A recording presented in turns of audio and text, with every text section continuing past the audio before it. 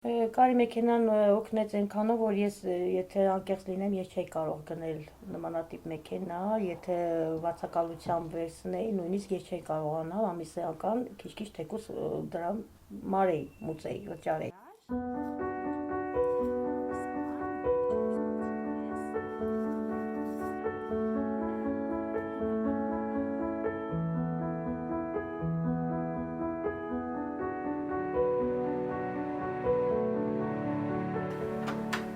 Իմ հաշմանդամությունը ես ձեռք եմ բերել երկրաշարժի հետևանքով, որովհետև մեր շենքը ճիշտ է կանգուն է, բայց տան միջնապատը մենք հարևանի հետ միացել ենք, տան միջնապատն է փլվել եւ վնասել է ոտքս, բազմաթիվ իրադարձությունների արդյունքում ինֆեկցիա էր անցել եւ իրանք հեռացրեցին։ Մի հերթ կազմակերպությունը